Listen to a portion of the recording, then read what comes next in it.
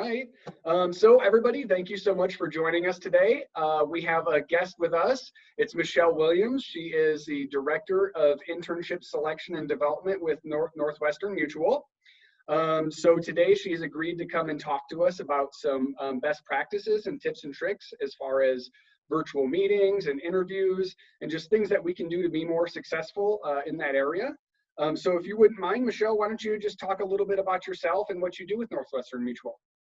Perfect. Thanks, Nate. As Nate said, I'm with Northwestern Mutual. I started with NM about 18 months or so ago, and so I still consider myself pretty green, but that's kind of what I love about my firm and my industry is that I have the opportunity to learn something new every single day. And one of the favorite parts of my job, of course, is not only finding the people that I think are going to be great fits at our firm and growing our internship program, but I get to do things like this all the time.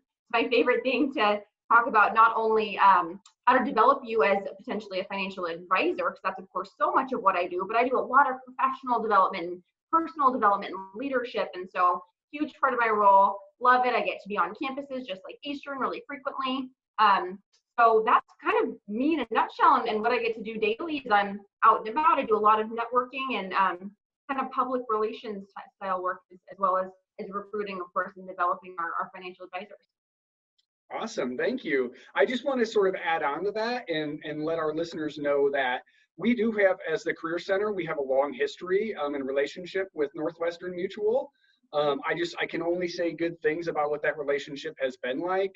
I think that when we work with a lot of employers, they're kind of, what's the quickest thing that we can do to get in front of students and just kind of, get that immediate return for themselves. Whereas, all the folks I've worked with at Northwestern Mutual have been super generous with their time and their resources in terms of just spending time on campus, talking with students about what they have to offer, and not just, job-wise, but helping them with professional development, participating in events like this and sharing information. I know we're going to talk about this topic today, but on numerous occasions, Michelle and others have been more than welcome or, offered to, come and speak in classes and do other things that talk about resume reviews, cover letters, just every manner of professional development to help our students be more successful. So I couldn't be happier with this relationship, and I just want to thank you and the rest of your team for being so great all the time. Of course, yeah, we love working with Eastern. It's fun to be on campus, and we're just a quick trick away, so it's easy. Yep, and you just moved into a new building, although I know we're all at home right now, but you just moved into a new space, right? We did, yeah. So it's Spokane Valley. It typically takes 25, 30 minutes to get to Eastern's campus, but yeah, brand new building. We actually built it in 2016. Mm-hmm. 2016, 2017. Really cool. We're like right on the Centennial Trail, and we can see the river from our back deck. And yeah, it's been awesome. We're a really cool spot to bring in new people, that's for sure. Very cool. Very cool. All right. Well, like I said, today we're going to be talking about how to rock your next virtual meeting or interview. Obviously, it's a very hot topic right now with everyone sort of working remotely. And so I have a couple of questions prepared here for Michelle. But if anybody listening does have a question, a more specific question they would like to ask that maybe we haven't addressed, feel free to go ahead and send me a message, and I'm more than happy to do that. And I've also shared her contact information as well. So feel free to reach out to her directly if you have anything additional. So let's go with it. So although this topic is more relevant now, do you think it will remain important even though we will return to some normalcy in our professional lives? I think that's a really good question, because I think that a lot of people are thinking of this, the coronavirus and the pandemic and working from home and interviewing virtually, they're thinking of it as really short term. Mm-hmm. I don't think that's necessarily going to be the case, right? I was recently reading a study that I think 70% of millennials said that they preferred working from home. They were saying that not only did they love it, but they were getting more work done from home. So we've got big companies now saying, hey, we can start doing things from home. We can start doing all of these kinds of meetings and interviews and things virtually.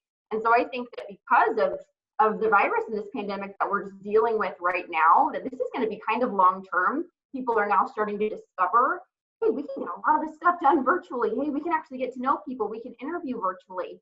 And I think that being able to learn how to present yourself right now really well over a computer screen is going to really carry on for quite some time. Very good. And I've sort of heard the same thing. In fact, I heard that I believe Twitter recently told their employees, yeah, they said, hey, if you want to and you can, just continue working from home indefinitely. So, yeah, which is huge. And I think it's going to start to kind of separate the types of employers. You know, are you looking for somebody who likes that flexibility? And is that employer really going to start to merge those beliefs with you? Or is it somebody who really wants you in the office all day, every day? It's a good thing to start considering. Yep, very good. So next question.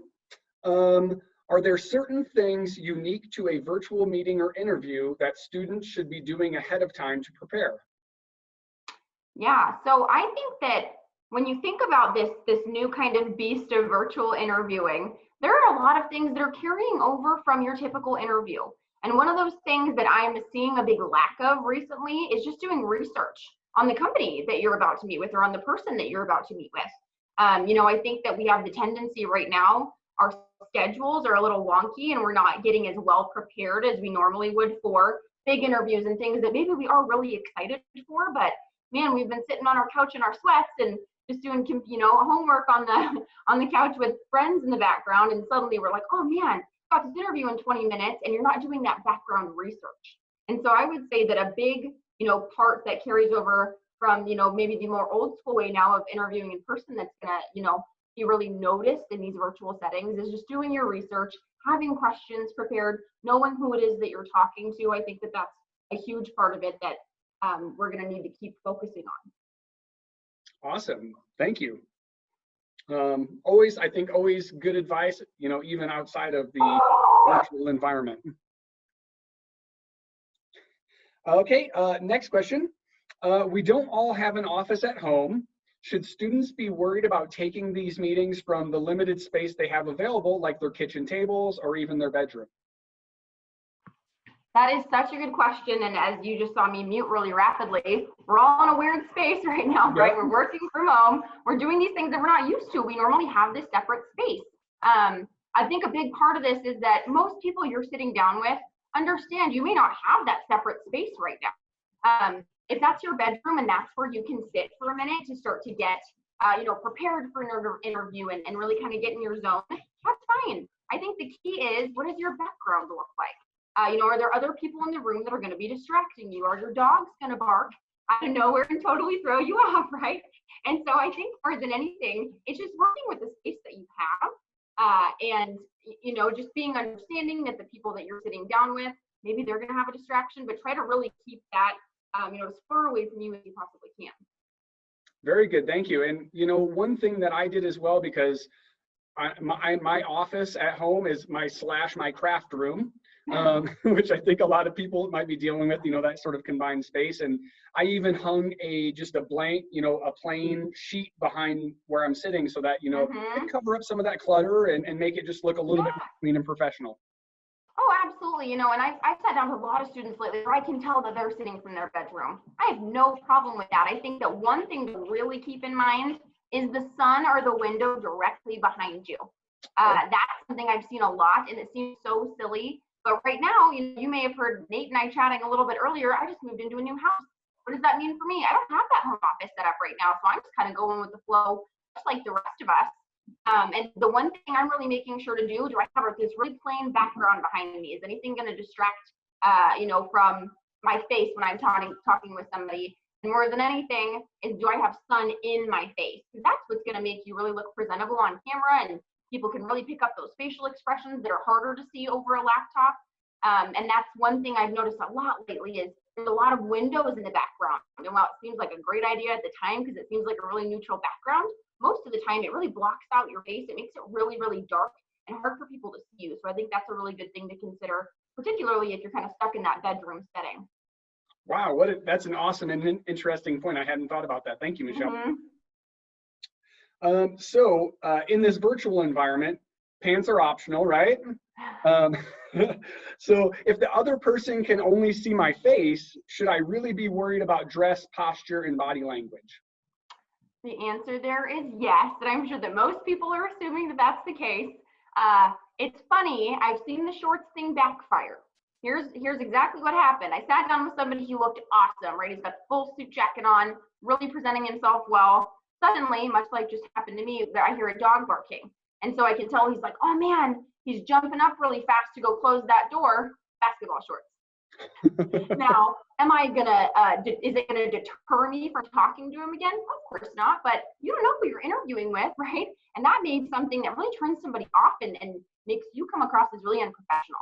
And so I would say no matter what, make sure that you're in that full dress just in case something happens where, oh man, your laptop's about to die. You've got to plug that in really fast, which means you've got to stand.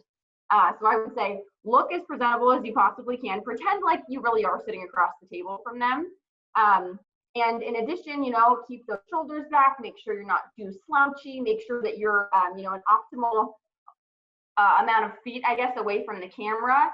Probably a little much, right, if I'm leaning up like this, but man, if I'm way too far back, it's kind of hard to see my facial expression. And so bringing up that camera maybe a little early and just kind of testing that to see what's this optimal angle and how far back should I be is a great thing to do to prep yourself a little bit. Awesome feedback. And I'm wondering too what you think about this, because I've been reading a little bit just to help provide students with advice and guidance. Yeah.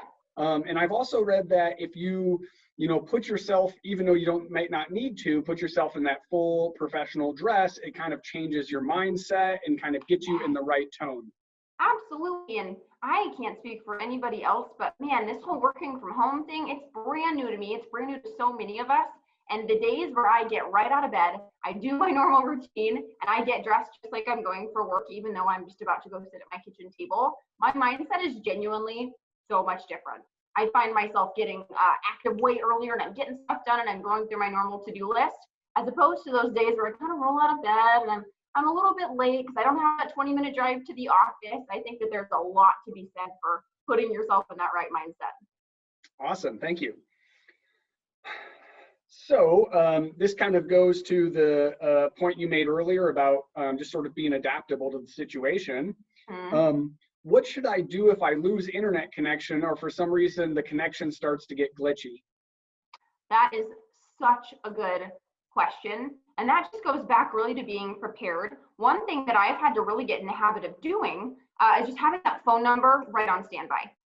Because that happens, and it doesn't mean that it's my connection. Sometimes it's the other person's connection, and that may happen to you as well. Always make sure that, again, you remember the name of the person that you're sitting, across the computer screen from, and that you've got their number on hand. Because hey, if something happens, no problem. You can pick up that phone and give them a quick call and make sure that you can connect in some way. So I think that that's honestly the biggest thing, is having that preparedness.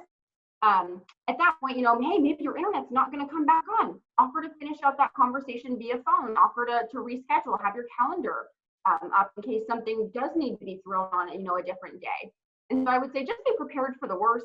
Doesn't mean it's on your end. Sometimes it's on their end. But in addition to that, of course, little things like making sure that you have that laptop plugged in, that you're not going to suddenly die on them or anything like that, are always great things to know for.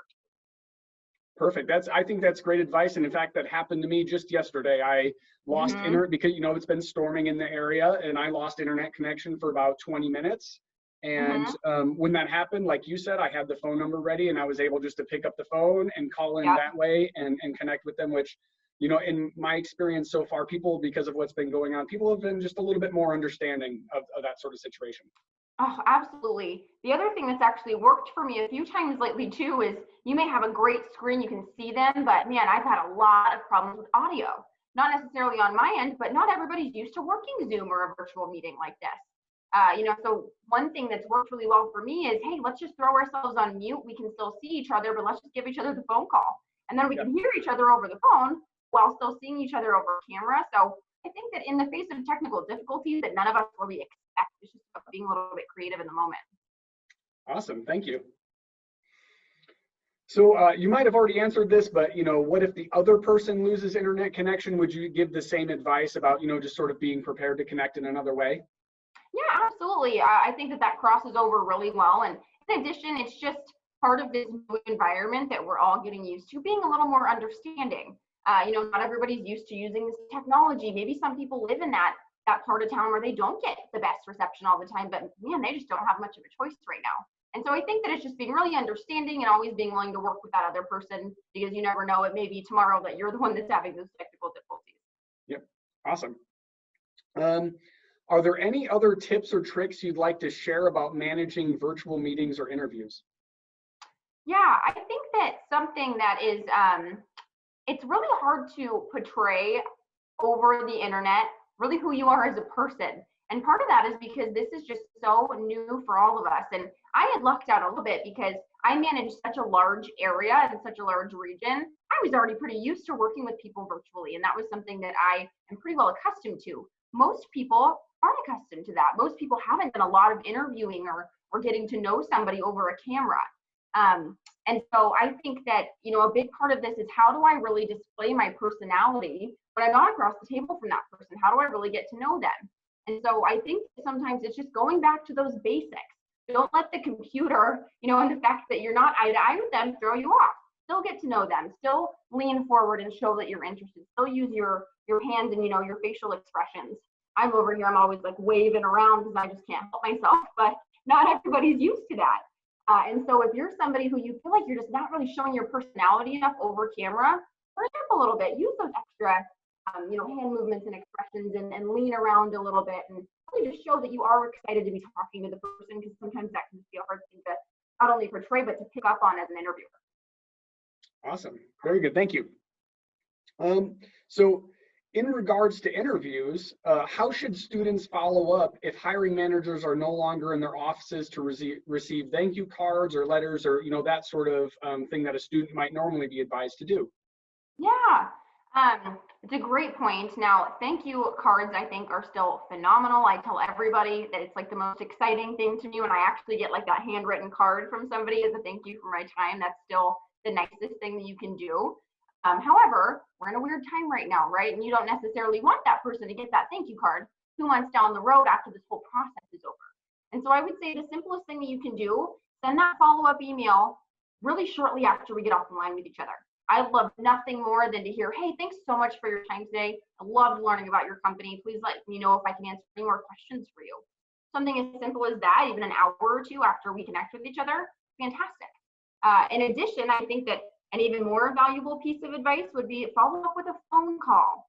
It is really, really rare these days that I actually get a phone call from somebody who wanted to reach out to me either in the first place or as that follow-up. I think that people have this hesitancy to pick up the phone, and it's really normal for us now to kind of hide behind our email or a text. And so if you're somebody that has that courage, I'd say nix the email and send that phone call instead, because that'll make a lot more of an impression. Great, thank you. Before I move on to the next question here, I do have a question from one of the students. Yeah. So talking about audio, you see a lot of people wearing, more of like the headsets with the microphone. Yeah. Would you discourage that, or do you think that's okay just to ensure that you're having, you're able to clearly hear the other people and then also allow them to hear you? Yeah. That's a good question. I would say that I think that the ones with the big headphones, they're a little distracting to me. I of course wouldn't hold it against you. I would much rather hear you really clearly and have you be able to hear me really clearly than not see that. But I would say maybe test drive it first. There's nothing wrong with doing that little practice session. Ask mom if you can Zoom her really fast just to see if your audio, at least on your end, is working well. I think it's always nice to be able to show up and not have that big headset on. But again, if it's necessary and that's really what's going to help you to communicate better, I think that's certainly worth it. Awesome, thank you. And again, I think that goes to the point of when you're working with folks, especially in the virtual environment now, they're being just a lot more understanding of some of these things that would normally you wouldn't see when you're interacting with them. Yes, absolutely. All right, so it seems people are relying much more on strong online presence for recruitment now. Do you think that's true? And if so, what can or should students be doing to bolster their professional online profile? Yeah, I do think so. And I think that a lot of that is because specifically as a recruiter, what do I normally do to find great students that I'm really excited to work with? I'm on campuses. I don't have the ability to do that right now, right? And so I'm spending a lot more time than I normally would be allotted on things like LinkedIn. I'm checking out people's Facebook pages more often than I previously would have, simply because I didn't have the time, or because, hey, I'd already met them in person on campus, and so I wasn't necessarily worried about how they were presenting themselves. And so I think that that's a really big thing right now is you will see recruiters and employers much more active on your pages right now. And so make sure that your LinkedIn is up to date. Make sure that you have some kind of decent headshot on there. It doesn't mean it has to be expensive or even professional. Go stand by a bush or a brick building and have a buddy snap a picture of you. iPhones are incredible these days. Use something really simple like that. But I would say make sure that your profile is really up to date. Start sharing things if you don't. If you're that person that's always only looking, at people's LinkedIn posts and maybe just liking them every once in a while, start sharing the things that matter to you. I love to look at those things. I have a candidate, for instance, that shared a lot of leadership stuff, and I was really excited to see that because that tells me this person's probably really excited about a leadership position that I have available. So I'd say that it really does matter right now, and really it matters all the time, but you are going to see those employers and those recruiters just like me kind of scrolling through those to see how you're presenting yourself much more frequently right now. That's awesome. And I'm glad you brought up LinkedIn. And I say that because I think a lot of times people can be sort of hesitant about what to post on LinkedIn and how exactly to use that platform. And so when I talk with students or alumni, I always sort of encourage them, hey, what podcasts are you listening to? What sort of professional things are you reading about? And can you sort of just quickly talk about that in sort of a sharing manner with your audience? And, since I've started to do that, I've even noticed a lot more engagement with my profile since doing that. And so I think things as easy as that can help drive some attention to your profile. Oh, absolutely. And I think that this carries over into so many things is I think that, 15 years ago, we were told to present ourselves so black and white and so cookie cutter and, not to be that person that was out of the box at all. And I think that things have transitioned so much, especially with the kind of people that I look for. I want to see that personality. Are you somebody that's really creative? Do you love leadership? Are you someone who's a big networker? Share those things that are really important to you and that really drive you. That gives me a great, place to jump off in those conversations. Podcasts are an awesome things to talk about. Are you a big reader? What's your favorite quote lately that you've read that really resonated with you or got your day off to a great start? I think the more personal, but still, of course, remaining professional as you can get, the more memorable you're going to be, particularly in that online platform like LinkedIn that's so saturated right now. Very cool. Thank you. So I just have a couple of more questions for you here. What's one example of something that was not so great that you've seen in the virtual environment when working with others, and then maybe one great thing that you did take note of? Yeah, this goes back to a little of what we discussed before, but I have noticed a big uptick in people showing up in some really casual clothing. Crew necks and hair kind of up and bobbing around and kind of looking like they just rolled out of bed. And I'm not somebody that tends to be super judgmental. I'm not going to kick you off the meeting because you're not presenting yourself professionally. But on the other hand, man, are you really excited to be talking to me? Did you prepare at all? Or is this something that you just kind of took on a whim because you felt like you really just needed to be interviewed for something? And so we all, I think, need to continue to remember that yes, this is technology now, and this is an entirely different environment that we're interviewing in, but some of those basic rules are still applying. Things like researching, like I previously said, but make sure that you are still looking your best. Make sure that you're not wearing that crew neck sweatshirt. Even in face-to-face interviews, a really common question that I get is, well, if I know that the office itself or the job itself is really casual, can I be casual too? Should I just wear jeans to that job interview? My answer is always no. I think that you should always be dressing at a higher expectation than what you would assume. That means to me that if you think it's business casual, show up in a full suit. And so I would say always dress a little bit better, ideally, than the person that's interviewing you. You never want to be caught in that situation where you're like, man, I wish I would have prepared a little bit better for this. As an interviewer, I can tell it makes me feel like you're just not as excited. And so that's been something that's been a lot more commonplace for me lately, whereas previously, I saw lots of nice suits and ties and pencil skirts and things like that, which is just always nice. Flip side of that, some things that I've been really excited about are a lot more follow-ups from people. What I mean by that is, I book a meeting with somebody, it was great chatting with them, I send them a confirmation email. I'm starting to see more people that are following up with me right away. They're saying, hey, Michelle, thanks so much for your phone call today. Loved chatting with you, and I'm really looking forward to meeting with you next week. And that's been fantastic. And I think that it's just this concept of knowing that we have to have this heightened communication to really separate ourselves from every other, internet resume that's sitting out there. And so that's actually been a really great thing that I've seen lately is people communicating at a much more heightened level with me. It's really great to see, and it makes them really stand out to me a lot more. Awesome, thank you. And I have one more question, and I think we might have touched on this quite a bit already, but just in terms of getting a little bit more leeway, especially from recruiters, because of circumstances, that are sort of outside of our control. And one example I think of that is the fact that we can't just go get a haircut. Like for example, I'm right now rocking an at-home haircut, right? And so, and especially, a number of my female colleagues, they maybe have that shorter style haircut. And every time I talk with them, they're just like, oh my gosh, this is killing me. What am I supposed to do? And I mean, do you think in that situation, just work with what you got, and you think that, people will be a lot more understanding if maybe they don't look as if it's not as well kept as it might normally be? Yes. Oh my gosh, absolutely. People are going to be so understanding of that. And I think that, at least for me, I love to combat things like that with humor. You may get on and say, hey, don't mind the do today. It's my coronavirus hair. I hope your hair looks a lot better than mine. Make a joke about it. Everybody's in a really similar boat right now. We're all having these same struggles, and nobody's going to judge you for that. And so I'd say if anything, for example, I have a 1-year-old. Guess what happens sometimes in the back of my meetings is I'm like, hey, if you hear my kiddo kind of speak up a little bit, I've got him run around in the background. Just give a heads up if you feel like something distracting may happen.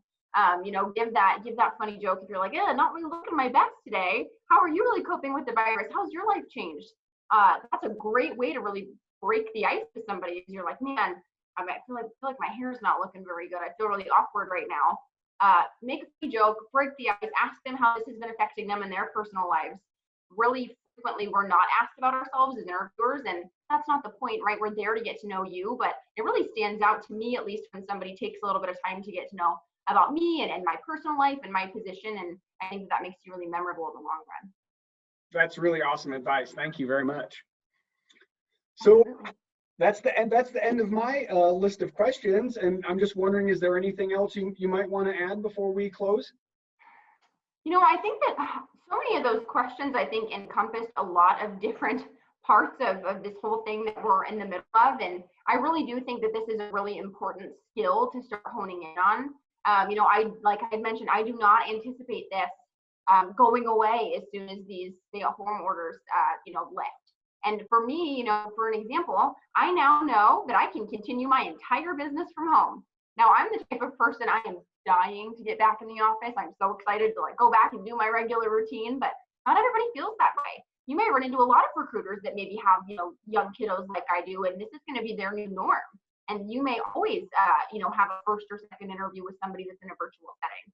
I think that's something that's really going to change, and this is a great thing to start putting time and energy into. If you are anywhere close to graduating, I would say it's awesome to start focusing on your LinkedIn. That's so big for me. That's one of the first things that I do is go check out what your presence is like and what are the things that you're interested in, what's your past experience like, what are your connections like.